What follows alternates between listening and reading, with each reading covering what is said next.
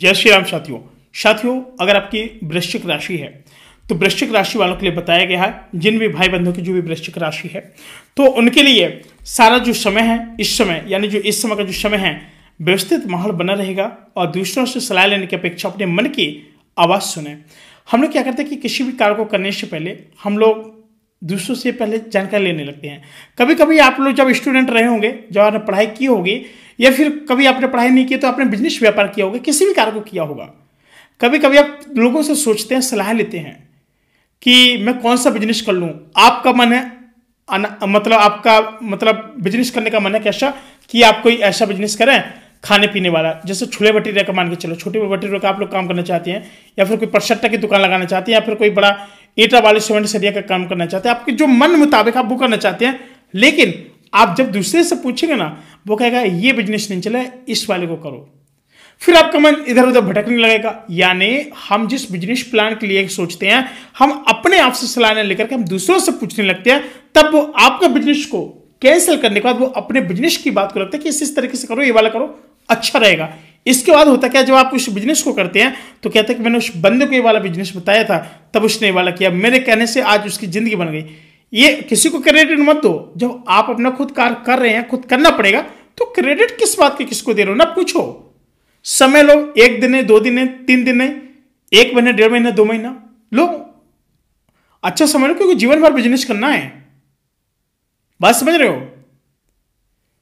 कोई भी बिजनेस करना है, पहले सोचो, विचार विमर्श करो, अपने माता पिता की सलाह लो, किसी दूसरे की ना लो, बाहरी लोगों की, क्योंकि करना आपको, बाहरी लोगों को नहीं करना है। और यही गलती करते हैं हर सारे बिजनेस, इतने सारे आप कितने सारे बिजनेस स्टार्ट कर दिए, बहुत कर दिए हैं, लेकिन बताया गया कि इतने सारे बिजनेस होने के बावजूद आप किसी को नहीं चला सके। लेकिन अब एक बात सुन लीजिएगा कि अपने मन की आवाज सुने और उस बात पर अमल करें, तो भी आप सक्सेसफुल हो जाएंगे।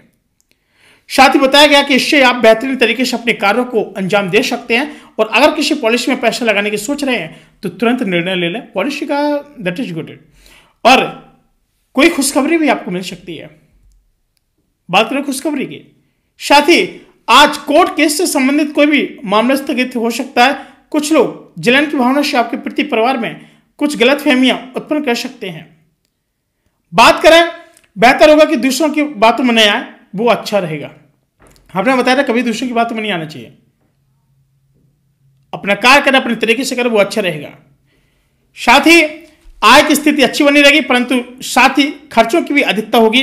और अपने व्यवसाय की एक बात करें तो सरकारी संस्थाओं से जुड़े कार्य जैसे टेंडर हासिल हो सकते हैं, और इसलिए एक्टिव रहें। और मीडिया तथा रचनात्मक व्यवसाय से जुड़े लोग कुछ आपके अच्छा काम करने की वजह से पुरस्कार के दावेदार भी बन सकते हैं।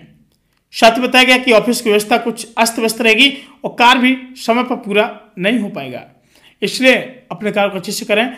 साथ ही अगर लव की बात करें तो घर में सुकून भरा माहौल रहेगा। जो आप पति पत्नी, अपने प्रेमी प्रेमिका, उनके जो एनवायरमेंट अच्छे रहेंगे।